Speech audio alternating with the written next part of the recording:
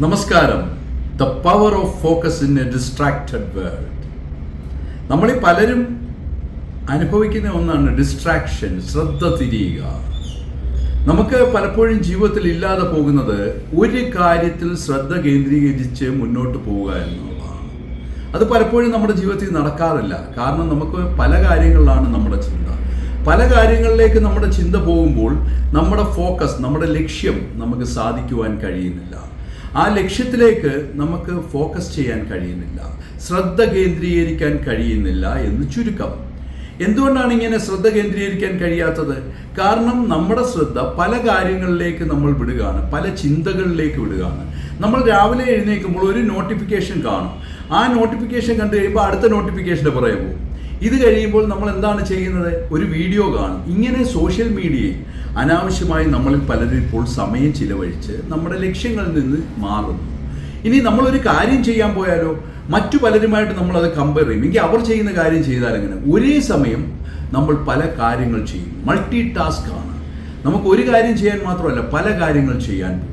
ഇപ്പോൾ എന്ത് സംഭവിക്കുമെന്നറിയാം? നമ്മളിങ്ങനെ പല കാര്യങ്ങൾ ചെയ്യുമ്പോൾ നമ്മുടെ ബ്രെയിൻ ഒന്നിൽ നിന്ന് ശ്രദ്ധ കേന്ദ്രീകരിച്ച് അടുത്തതിലേക്ക് പോകും. ഒരിടത്തും കോൺസെൻട്രേഷൻ കിട്ടത്തില്ല. നമുക്ക് ഒരു കാര്യം ചെയ്യാനും പറ്റില്ല. ഇതുകൊണ്ട് എന്ത് നഷ്ടപ്പെടുമെന്ന് വെച്ചാൽ, കുറച്ച് കഴിയുമ്പോൾ നമുക്ക് നഷ്ടബോധം തോന്നും, നമുക്ക് നിരാശ തോന്നാം.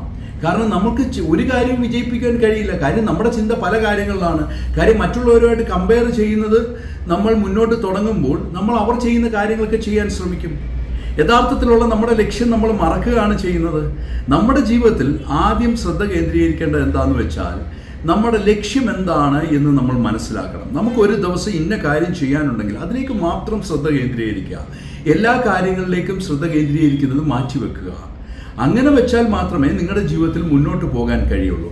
നിങ്ങൾ ഫോക്കസ് ചെയ്യുമ്പോൾ, സ്റ്റേ ഫോക്കസ് എന്ന് പറയുമ്പം നമ്മൾ ഒരു കാര്യം മനസ്സിലാക്കുക, ആ ഫോക്കസിലൂടെ നമുക്ക് പോവുക. കാര്യം അത് പോകണമെന്നുണ്ടെങ്കിൽ നമ്മൾ ശരിക്കും അതിനുവേണ്ടി ആത്മാർത്ഥമായിട്ട് പ്രയത്നിക്കണം, പരിശ്രമിക്കണം. അല്ലാതെ വെറുതെ ഇരുന്നാൽ നടക്കില്ല. അതുകൊണ്ട് ചെയ്യേണ്ട സോഷ്യൽ മീഡിയയുടെ ഉപയോഗം നമ്മൾ കൺട്രോൾ ചെയ്യണം.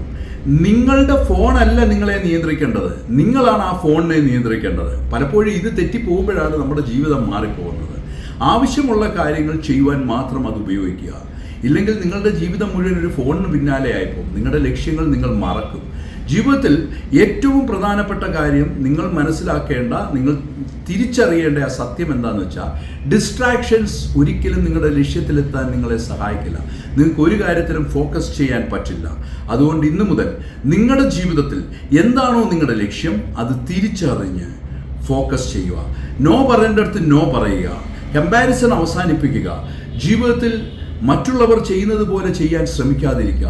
നമ്മളുടെ സത്യം, നമ്മളുടെ വിജയം, നമ്മളുടെ ലക്ഷ്യം, അതിൽ കൂടെ മുന്നോട്ട് പോവാം. നിങ്ങളുടെ ജീവിതത്തിൽ എല്ലാവർക്കും ലക്ഷ്യത്തിലൂടെ മുന്നോട്ട് പോകട്ടെ. നിങ്ങളുടെ ഫോക്കസ് കറക്റ്റാകട്ടെ എന്ന് ഞാൻ പ്രാർത്ഥിക്കുന്നു.